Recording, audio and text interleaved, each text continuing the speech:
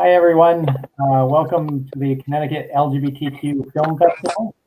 And I want to thank you all for coming to the Gay Shorts Part 2 Q&A session. Welcome to all of our filmmakers here from representing several different short films. And through the magic of technology, they're coming to us from California all the way to the UK. So welcome. Thank you. Thank you. Thank you. So does anyone have any, I guess to start us off, any like notable pandemic stories that you want to share that has affected your life or your filmmaking? Oh, wow. It's forcing me to look back. It's kind of all been such a blur. It's funny. I mean, I think I was on set for the first time in the pandemic last weekend, and it was a very, very small skeleton crew, and it kind of did remind me what is possible with a small group of people who are just really committed to being there all at once toward a common creative endeavor. So that was I guess a lovely film-related pandemic memory. Okay, all right, good. I graduated during the pandemic, so I graduated in May from USC, and so I had plans with a lot of different friends for different projects to kind of start working on some smaller things that we're gonna try to get started again with like some skeleton crews and things. But I'd say one positive is that there's been a couple projects that I've really wanted to write for a long time that I haven't because they involve like a lot of research or a lot of time commitment. So now that I have that time, I'm really trying to appreciate the ability to do all that research. Yeah. Yep. Great.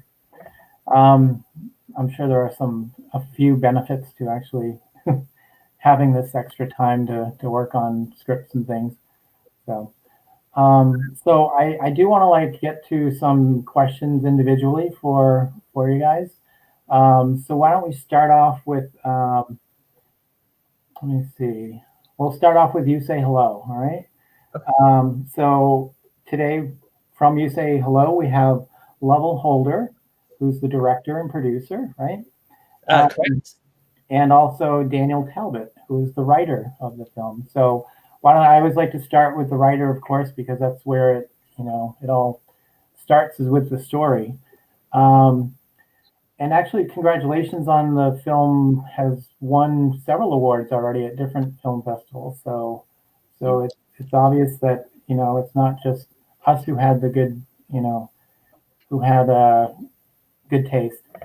So what was the inspiration for this story? It's obviously very compelling. So were there parts of it that would come from your background as well, or tell us more? It mostly started as wanting to work together. Lovell and I work together a lot as collaborators. I also work with family members a lot. My sister Sam and my brother Will are both in the film. So it came from us wanting to dive into a film project together, and I sent him a script that was a very different script, and Lovell pitched a great idea of going like, what if this was actually an LGBTQ story? I think it would have a lot more just weight to it. It would be much more interesting. He was completely right. So I rewrote the script the way it was, and we cast a mutual and insanely close friend and my brother Will, and it was mostly just us diving in to start to work on films together. And now we're many, many, many, many other projects deep, which is great. And it was a blast. We shot it in 2 to 3 days or something like that, over 2 or 3. It was just a wonderful experience. Like amazing crew, amazing actors, and loved the heck out of it. So yeah. In the story, why do you think he was driven to the edge like that when he appeared to have a supportive mom? Why was coming to terms with his sexuality such a struggle? I think to me it was more about mental health than sexuality. It's something I know a lot about and know well.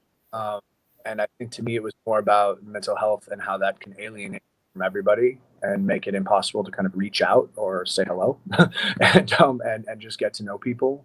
And we wanted to have a kid that had on paper or from the looks of it, everything, had financial stability, has an incredibly supportive family, is incredibly handsome, for no reason he shouldn't be able to go out and meet someone and try to make a life of it.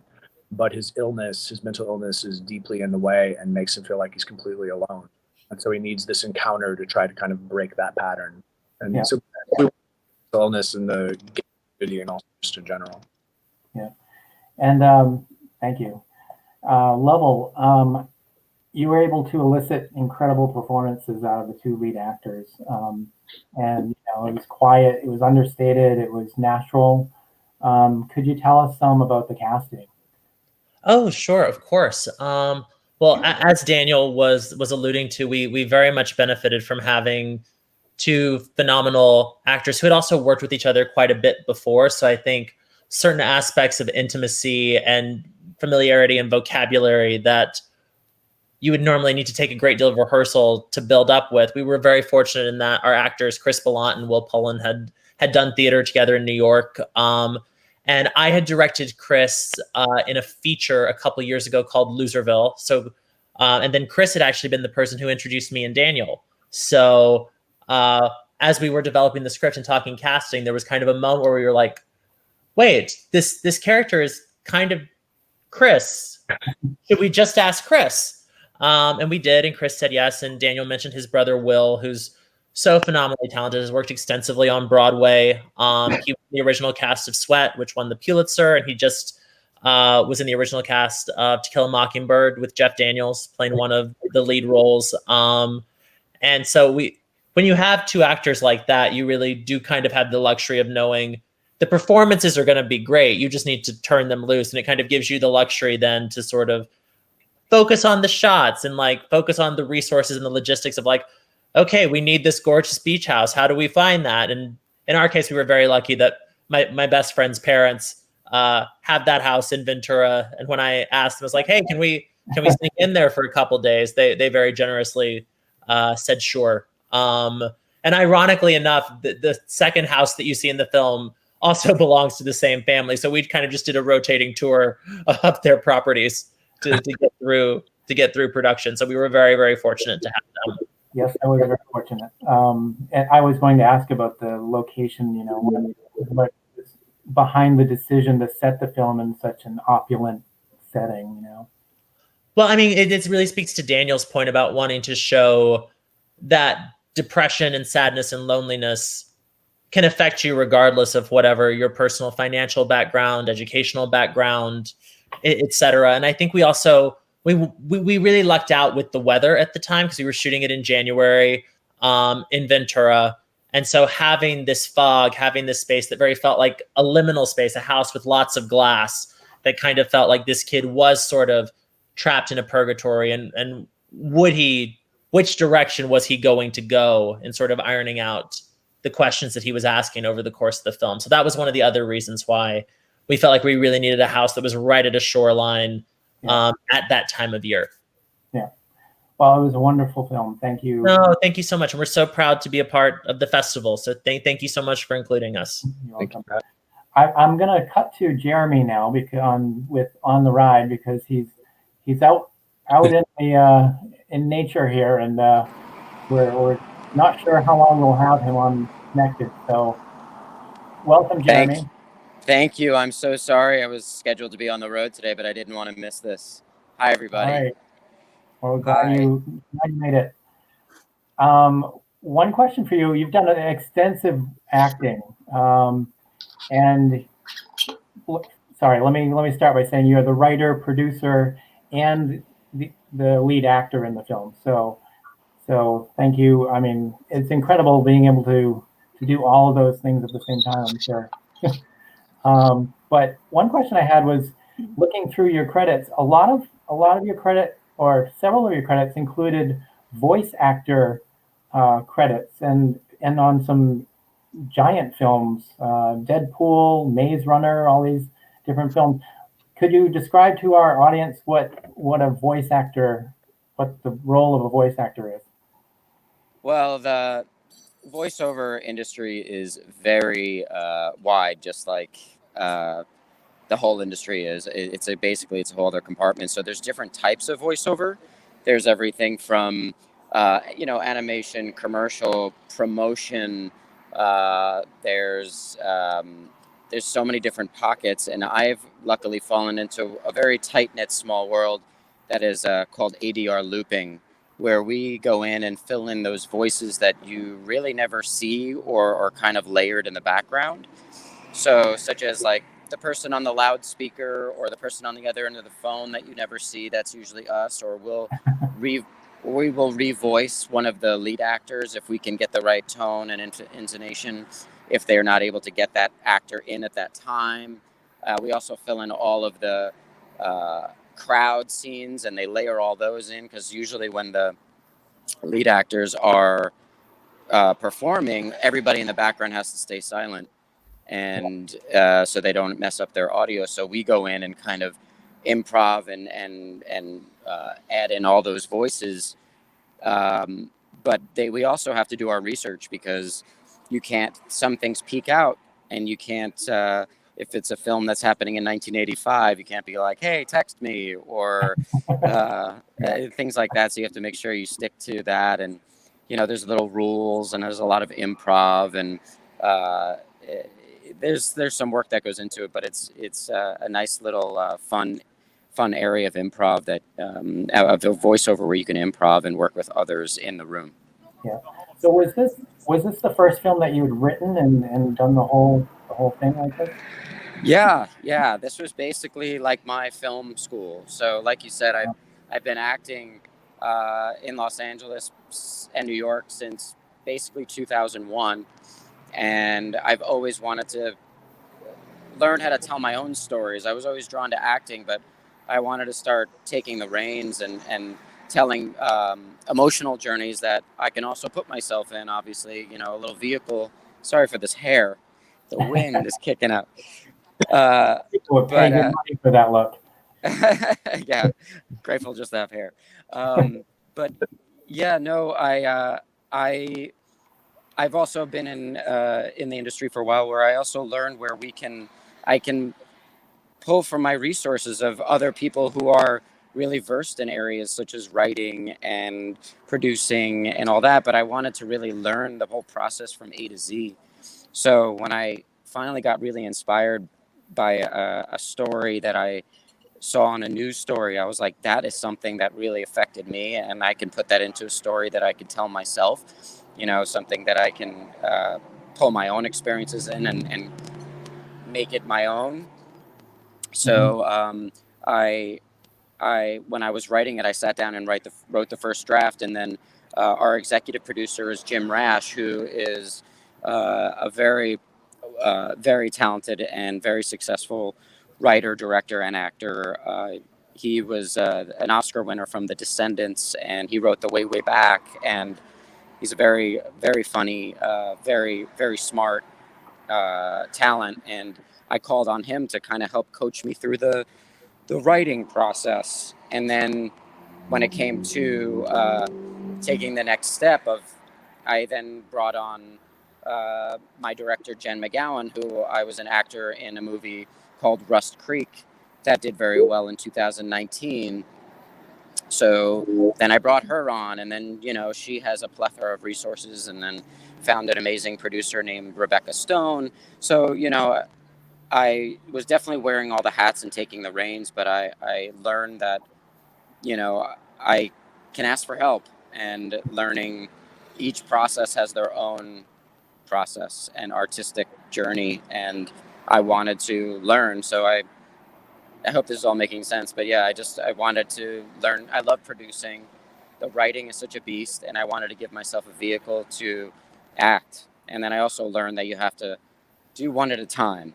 Okay, the writer hat is off. Now I have to focus on the performance, and the performance. Okay, we cut. Okay, what do we need? Do we have to replenish Crafty? What's happening? So. Yeah. Well, it was an incredible, unique story, and it really held together well. I loved all the different elements. Even the music had kind of a heartbeat beating in the background. So it kind of tied it to the story of giving his heart. Thank you.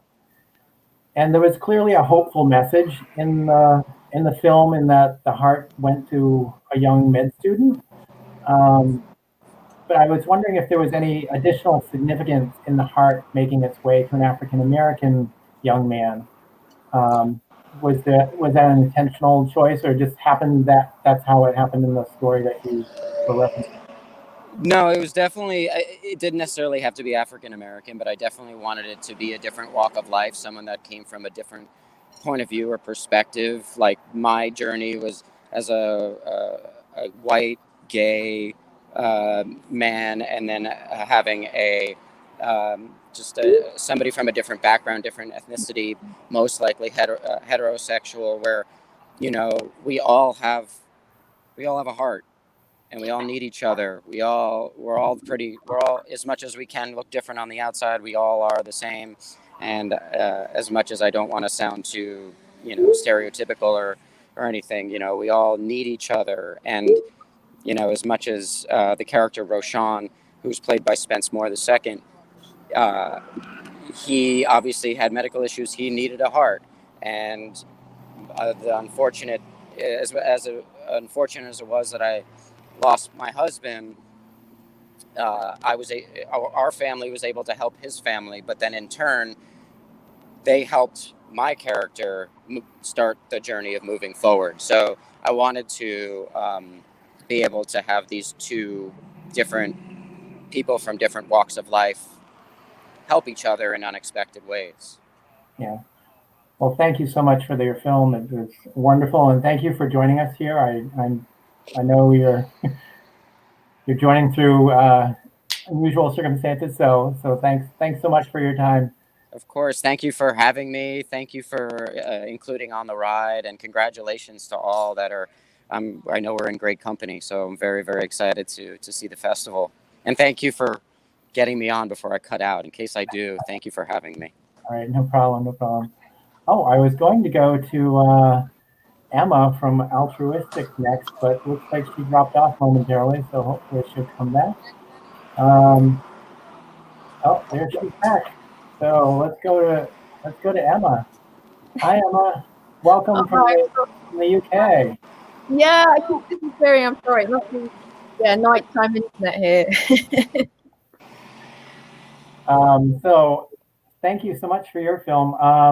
Your film was very different from the others. It was I think it was the only short documentary in the collection of shorts here. You've had a background working on some incredibly impressive films, doing camera work on some impressive films like The Danish Girl and The Theory of Everything. So I'm wondering if there are any lessons that you took away from working with these directors and crews that transferred to your own work. Yeah, I absolutely. Yeah, my kind of route through the industry has been in the camera department. And I kind of got into the industry however I could, and always wanted to do camera work. So yeah, eventually kind of wiggled my way across. And it was all a learning curve. Obviously, working on a lot of dramas, high-end dramas and features. Yeah, it was brilliant, from camera trainee on film, 35mm and 16mm, and then kind of starting off on the first kind of digital cameras, really, HD cameras through Arri. Yeah, so I picked up loads, often on those kind of big, kind of fast-paced dramas. It's hard to kind of keep an eye on the direction, I guess, because your role as an assistant in the camera department is pretty full on. They work you hard. Danish Girl certainly worked me hard. With Tom Hooper over in where were we, in Germany? I was shooting pickups with him as an assistant. He was operating, actually, interestingly enough. So I kind of saw from him that directors do kind of dabble in all sorts, because I'd always thought I had to do one particular job. And then I was on a mentoring scheme over in the UK through Women in Film and TV, organization. And that's really when I started to kind of think around, actually, it's probably the same way where you guys are. Women don't have that many opportunities, particularly in male dominated areas of our industry. And I thought, how can I progress doing the kind of jobs I really want to as an HOD in the camera department, and operate and light and get that experience? So I just thought, my mentor was, I don't know if you know Ken Loach, director. Yeah, so his producer, that Rebecca O'Brien, she works with him, runs a company with him. She was my mentor and has been really supportive ever since. And I think she really kind of pushed me to just explore different ways of going about how to achieve what I wanted. Yeah, it took from there, really. Great start. So so tell us what drew you to this story of the two men looking to create a family together. Yeah, this is quite a long-winded story as well, I'm afraid. So I don't know if you know the BBC over there. They were running a competition for kind of up-and-coming filmmakers with the BFI, which is over here. That's kind of our, I guess, public funding, lottery funding for film. And I entered that with a bigger idea and got shortlisted and got to pitch. Didn't get to make it. I was one of two filmmakers that didn't get picked for the final 12. But I took the feedback and thought, I'll just keep going. And then I think as independent filmmakers, we're always looking for opportunities, and an opportunity came through an organisation here called Directors UK and ARRI, who do camera systems and lighting. And I applied for that, and they picked the treatment. So that's how I kind of got the support. But really, the original idea through BFI and BBC was about filmmakers' view on the UK then, which was 2018, what our kind of feelings were about the UK then, whether it's positive or negative, and how we'd present that on film. And I kind of felt at the time, I don't know how much you guys know about politics in the UK, but I felt very much like I wanted to make a film that celebrated our kind of positive ideologies, I guess. And I felt some of those things were coming under threat at that time. And I was getting a bit political about it, I guess, because I felt things like, LGBT rights and things were coming under fire in terms of education.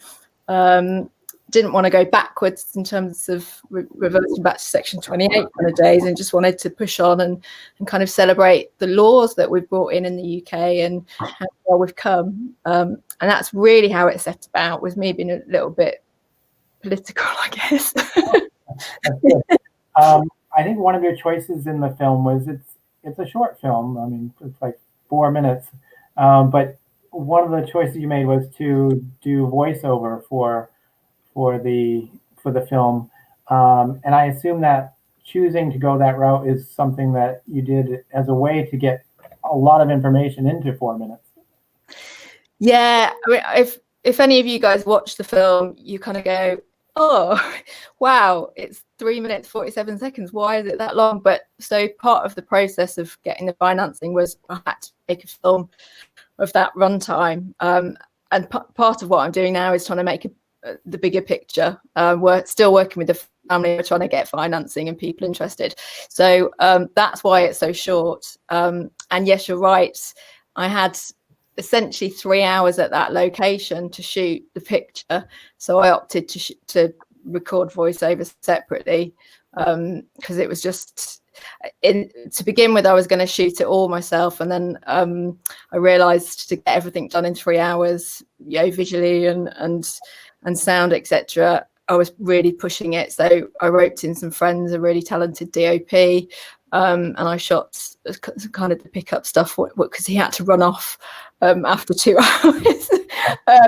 So yeah, that's kind of, I had to adjust for the circumstances, but it worked. I think it worked out. Yeah, it definitely worked. And I'll say that we're very much looking forward to the next iteration, or fingers crossed. All right, so why don't we we'll move over to Matthew Allen and Matt Mitchell from Public Life. So Matthew Allen, you're the director of the film. So Yep.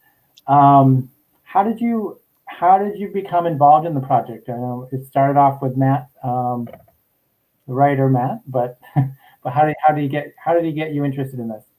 So Matt and I actually lived together in a house of 6 people our senior year of college. And I have been working in the film industry for a couple of years, and I've done a couple side projects, and Matt wrote the script and brought it to us, and that's just kind of how it got started. And then from there, we built up a team of other people we knew, pulled everyone together, fundraised, and then got it made. So yeah, that's great.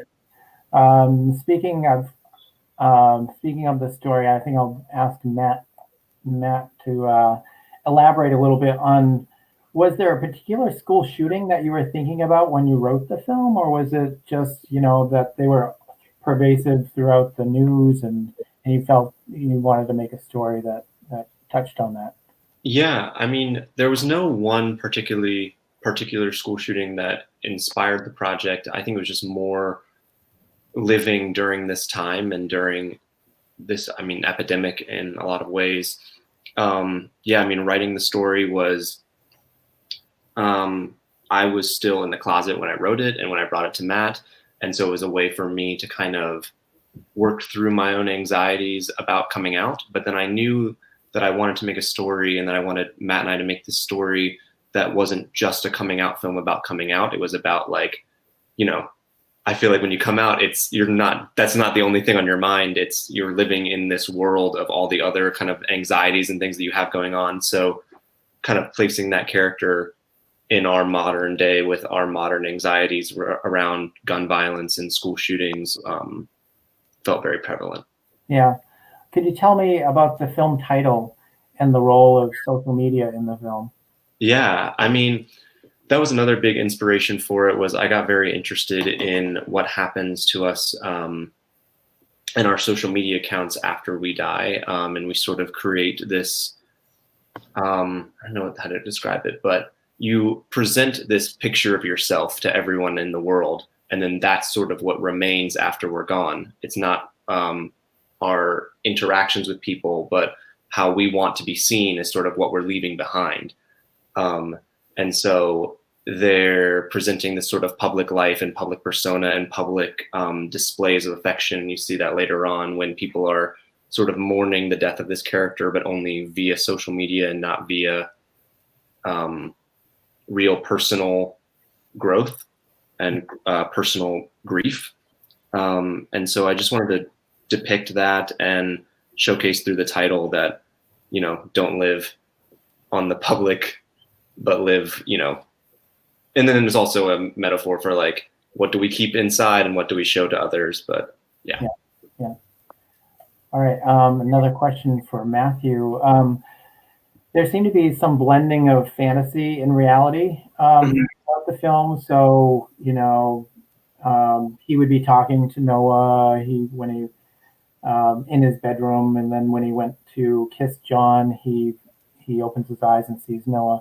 So was that written into the script from the beginning, or was that some artistic license? Or yeah, so that was actually written into the script. Matt did a really good job of incorporating what they were learning in the classroom with, like, the types of flashbacks that that Eric is getting. And yeah, so that was written in the script. But what we did do a lot on the kind of directorial camera side is every time that he's in some sort of flashback or imaginary situation, it's very still, it's very close up and personal. Whereas anytime it's in the real world, you get this, like, shaky, kind of further out, distant look at the character. And then at the end, when he accepts everything, the two styles kind of merge. And yeah, so it was written in the script, but we did do some creative licensing on the side. Yeah, well, you did an incredible job of capturing that whole teen angst and the angst that comes around coming out. That very first scene, but it kind of even remained throughout the film, where even later on when he was becoming more brave, he kind of erased the little heart out back that was going back to John. So, and I thought it was really an interesting handling of the whole school dynamics, and it was clear that the administrators wanted to get beyond it, but it was clear that a lot of the students hadn't gotten over it from the looks on their faces. So it's an important story. Anyway, any other like things that you wanted to share about directing the film? Yeah, it was actually, it doesn't really have to do with directing, but I think it just kind of goes to show the importance of the film. When we started filming, after the first day of filming, it was the day of the Parkland shooting. And then we kind of got stuck in a post rut. And by the time we finished, like the day that we finished, wrapped it, sent it out, it was the night of the El Paso and Daytona shootings. And so, I don't know, this project has been very important for me to work on and put out to the world, because we're still stuck, as Matt called it, in this epidemic. And I think it's really important to really just put it out into the mainstream and make people realize that, like, if we do not take action on any sort of gun reform in this country, that it's going to keep happening. And just to have those kind of bookends to our short in general is just like, I just think it's very impactful. So yeah, it was definitely a powerful film, and I want to thank you both for making it and joining us here today. Well, thank you. Thank you. And I'd like to thank all of you for joining us. So, anyone got any exciting new projects coming up that they want to pitch to us or tell us about? Lovell? Daniel and I are in post on a project that he wrote that I'm producing, that his sister, Samantha Soul, who actually plays Chris's sister in the film, she has directed, and it stars the lovely Amanda Seyfried and the fantastic Sharon Washington. So we're very eager to get that out in the world. And so that's been the primary pandemic project for the last couple of weeks. Great. Anyone else? I've got a short called Closets Keep Suburban Boys Home that's doing festival circuit as well. It's playing this weekend at the Charlotte Film Festival virtually. So I'm from Charlotte originally. Wait, you're from Charlotte? I'm from Charlotte. Me too. What? Yeah. We'll email. Amazing. Oh, we're making connections here. Yeah. It's a great title. Yeah. All right. Well, I want to wish you all the best in your future endeavors. Please keep us in mind for whatever you come up with, and send them our way. So thank you all once again for joining us, and take care. Be safe. Thank you, Shane. Great weekend, you guys. Bye.